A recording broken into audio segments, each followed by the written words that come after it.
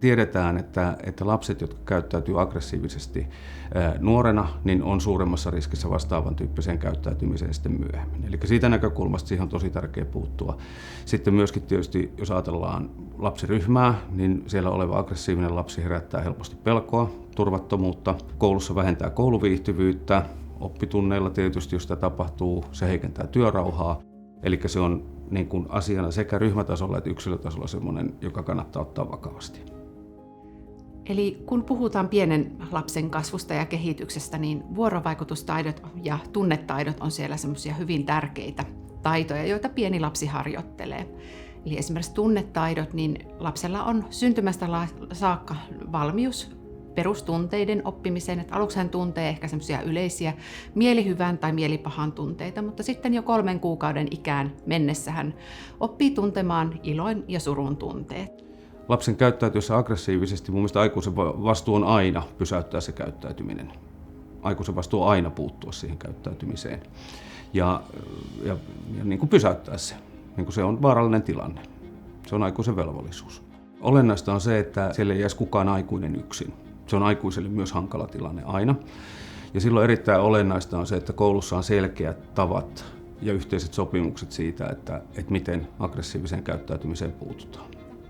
Ja ne voi olla aika pelottaviakin tilanteita lapselle itselle, jos vaikka tulee ihan valtavan kova kiukkukohtaus, niin lapsesta voi tuntua siltä, että nyt en hallitse tätä tilannetta ollenkaan ja nyt mä hajoan ja säryn ja kun mä näin voimakkaasti reagoin, niin toi aikuinen ei enää tykkää ja välitä minusta.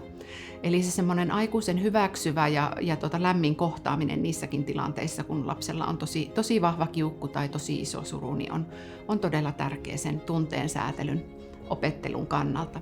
Mä sanoisin, että yksi tärkeä nosto on se, että niin kun aggressiivisen käyttäytymisen parasta ennaltaehkäisyä on sosiaalisten taitojen opettaminen, systemaattinen opettaminen. Ne on opittavia taitoja.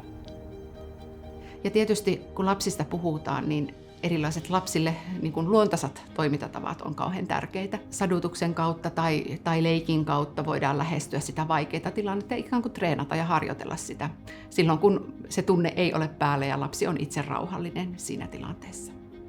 Erilaiset konfliktitilanteet on tyypillisiä lasten arjessa, eli koska lapsi vielä harjoittelee niitä sosiaalisen vuorovaikutuksen taitoja, niin silloin hänellä saattaa tulla reaktio siihen johonkin tilanteeseen, jossa hän käyttää fyysisiä keinoja.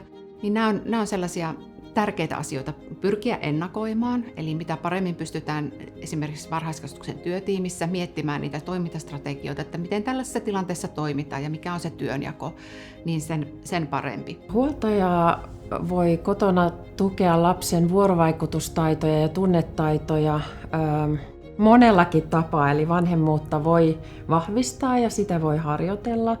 Voimaperheet hoito-ohjelma on 11-viikkoinen etähoito-ohjelma, joka toteutetaan netin ja puhelimen välityksellä, ja sitä vie eteenpäin koulutettu perhevalmentaja. Eli perhevalmentaja soittaa viikoittain ja opettaa näitä myönteisiä vanhemmuuden taitoja vanhemmalle tai vanhemmille.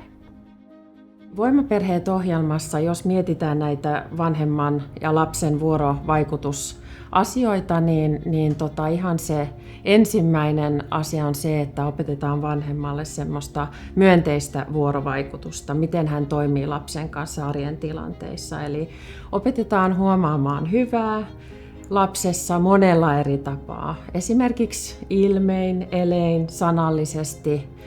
Ja tämä kuulostaa hyvin yksinkertaiselta, mutta se ei sitä ole.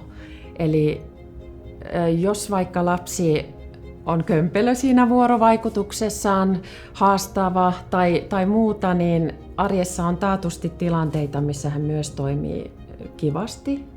Ja näitä avataan vanhemmalle, että opi huomaamaan niitä hyviä tilanteita, anna myönteistä palautetta lapselle juuri niissä, niin vahvistat sitä vuorovaikutusta ja tunnetaitojen kehittymistä.